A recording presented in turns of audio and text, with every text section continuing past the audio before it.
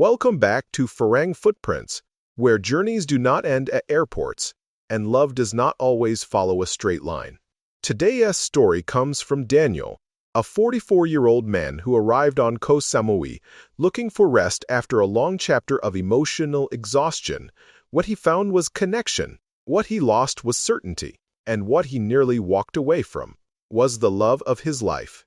This is a story about timing, doubt, rivalry, and resilience, about leaving too early and coming back just in time. This is Daniel's story, told in his own words.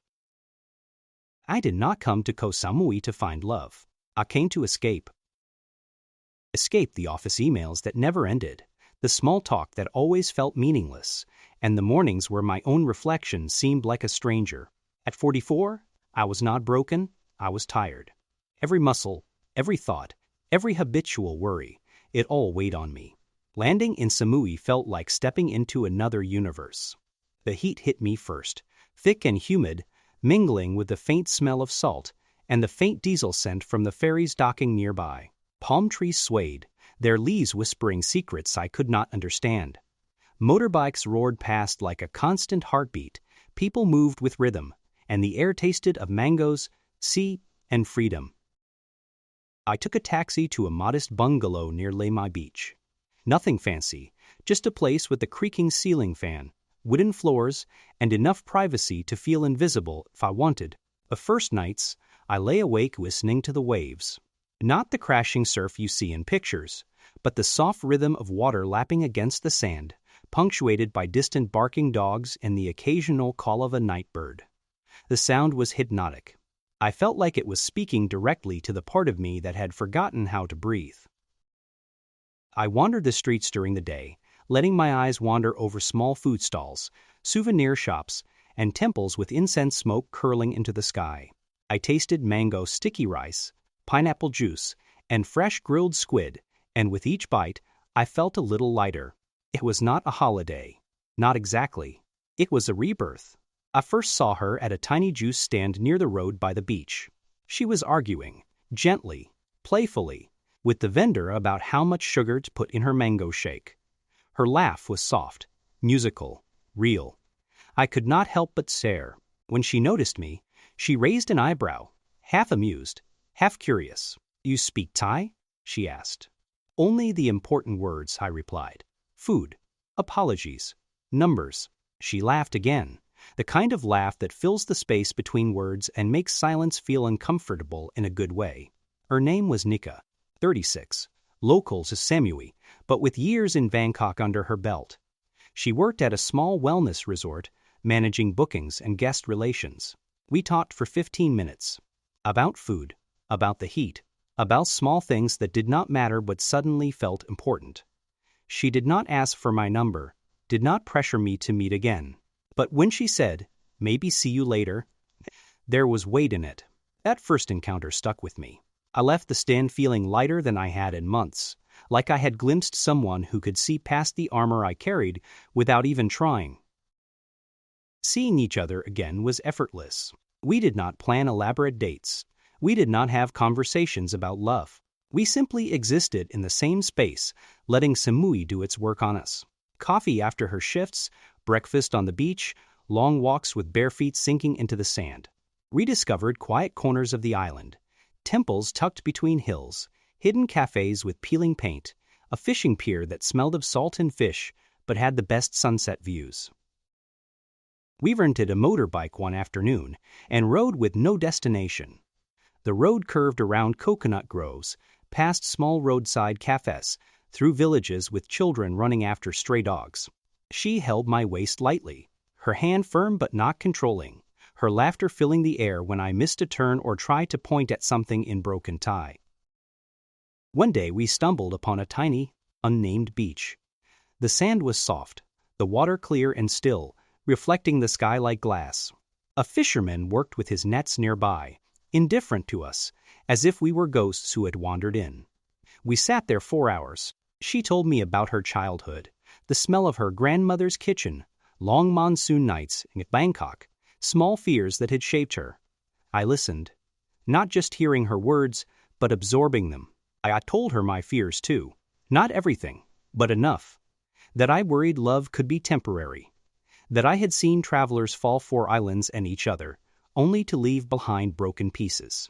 She picked up a shell, rolled it between her fingers, and said softly, "I do not know what happens later, but I know I am here now." It was terrifying and comforting at the same time.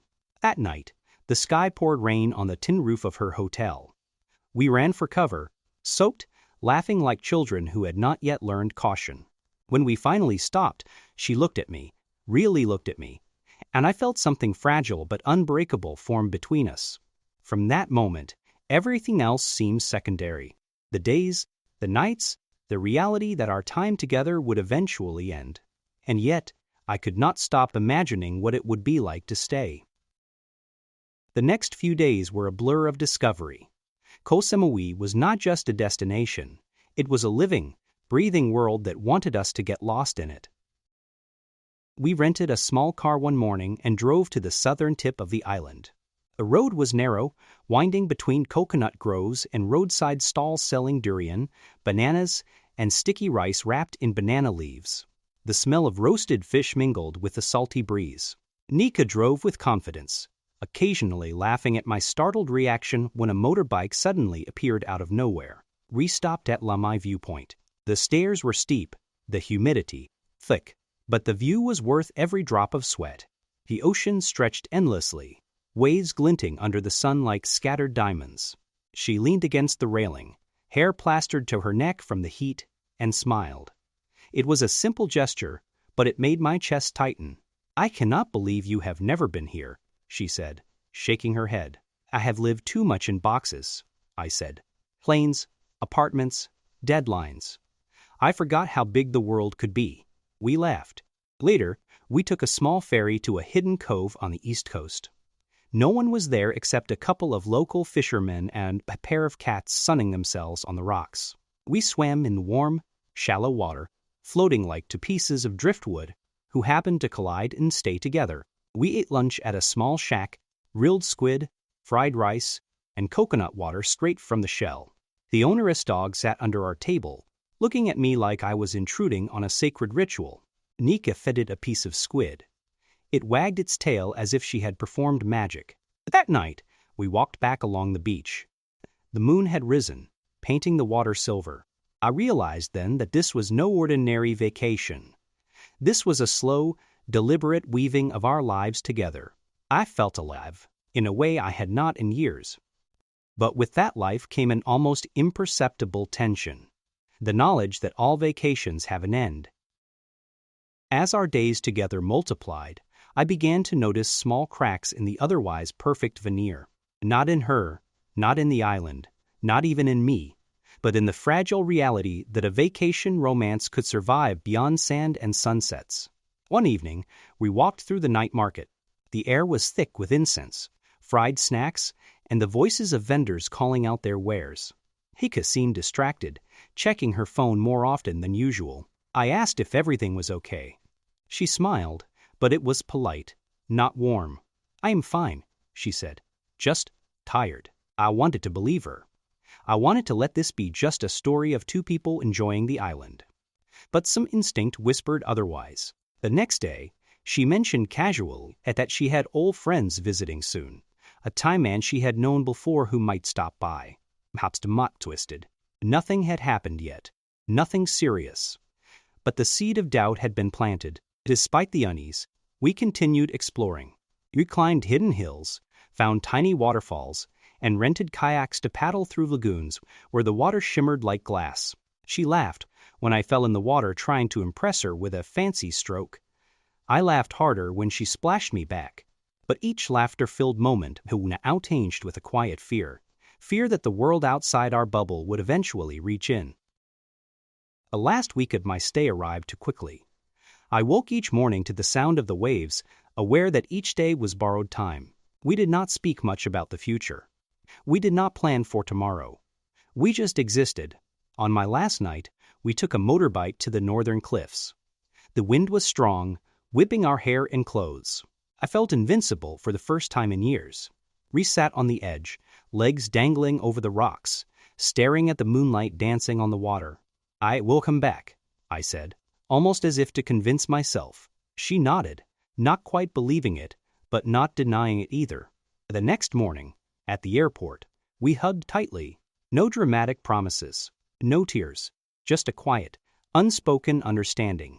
What we had was real and fragile. I left Samui with my heart both heavier and lighter than when I arrived.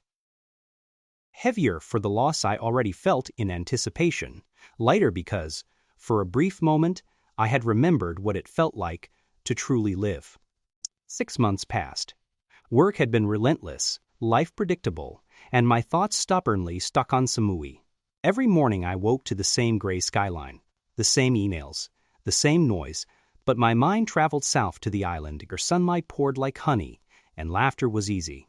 I booked a flight back, alone, Taramdin, nervous. I am not sure what I am returning to, I told myself. But I have to try. Landing on the familiar strip of sand, the warm breeze felt like a hug from a ghost. The smell of salt, coconut, and fried snacks immediately calmed me. Everything looked the same, yet I knew it would not be. Nothing ever is. I spotted Nika almost immediately. She was by the juice stand, laughing at something on her phone. She looked radiant, alive, just like before. My heart thumped in my chest. But then I saw him, a man, tall, with dark hair, sitting beside her. His hand rested lightly on hers. My stomach sank. I walked closer, trying to smile. Nika saw me and waved. The other man glanced at me and nodded politely. The air was thick. Samui had not changed, but our island bubble had fractured. The first days were a careful dance. I greeted her with warmth, spoke politely to him, and let my heart simmer in uncertainty. Nietzsche and I explored the East Coast again, revisiting hidden coves, temples, and quiet beaches. Yet something had shifted. She was distracted at times, worried, or thoughtful. I wondered how much of her heart had already moved on. We laughed, cooked meals together, and paddled kayaks through lagoons, but I sensed the constant presence of his shadow, a reminder that life outside our brief paradise continued. At night, we walked along the shore. The moon was a sliver, reflecting our uncertainty. I thought maybe you would never come back, she said softly. I had to, I replied. I could not let this end with maybe. Days turned into a week. Tension crept in, subtle, but unrelenting. I felt jealousy I hated to admit. Her happiness seemed tempered by my presence. My own longing tangled with doubt. One afternoon, sitting on a rocky outcrop overlooking the turquoise water, I asked the question that had haunted me. Are you happy with him? Her eyes widened, guilt flashing briefly before settling into honesty. I do not know, she whispered. I did not expect you to return. I did not expect this. We talked 4 hours, honestly, vulnerably, about fears, desires, and the stakes. She admitted she cared for him, but that the spark we shared before had never fully left her heart. For the first time, I felt the possibility of hope, if I could only be patient and persistent. Over the next few weeks, I worked silently but determinedly to show her what I felt. Simple gestures, carrying her shopping bags, bringing fresh coconut water, helping with her small tasks. Moments of humor, shared jokes, teasing, laughter that felt like ours alone. Long conversations, sitting on the balcony, watching the sun melt into the horizon, sharing fears and dreams. Slowly, the man in her life became less central. Not through force or manipulation, but through consistent presence, kindness, and honesty. She began opening up more each day. Trust returned, fragile but real. By the 3rd week, the tension began to dissolve. The island seemed to acknowledge it. The waves sounded different, warmer, inviting. We returned to the beaches, rented kayaks, visited hidden waterfalls, and shared meals with local families she introduced me to. I felt accepted, not just by her, but by the life she had built in Samui. The air smelled sweeter. Nights were long and easy. Laughter came naturally. I realized that love is not just a spark. It is consistency, patience, and presence. It is showing up, every day, even when uncertainty looms. One evening, on a quiet cliff far from tourists, I held her hands. "Nika," I said, voice steady, "I do not want to leave this to maybe anymore. I want us. If you will have me, I want to build a life with you. Not just days, not just moments, a real future." Tears welled in her eyes. Her lips trembled as she whispered, "I never stopped wanting that either." I slipped a simple silver band onto her finger. We laughed, cried, and held each other, the ocean stretching endlessly below, like the life we were about to embrace. The following months were a gentle unfolding. We rented a small villa near the beach, painted walls together, and planted tropical flowers. We opened a small cafe serving fresh juices and local snacks, a place that became both our livelihood and our love story. Challenges came, of course, weather, paperwork, occasional misunderstandings, but the foundation was solid. We had survived doubt, separation, and the shadows of other lives. Every evening, we walked the beach, barefoot, hand in hand. The sunsets were no longer fleeting moments, but reminders of persistence, patience, and hope. We were no longer just visitors to the island. We belonged to each other and to the rhythm of Samui. And that was Daniel and Nika's story, a tale of timing, courage, persistence, and love that refused to be extinguished. Sometimes the path to happiness is not smooth. Sometimes love requires patience, trust, and the courage to return even when the risk is heartbreak. But every footprint left behind, even those washed by the waves, leads somewhere new. If you have your own stories of love, adventure, or discovery in Thailand, send them to FarangFootprints@gmail.com. Your journey could inspire the next tale we share. Until next time, keep walking your path and follow where the sun leads you.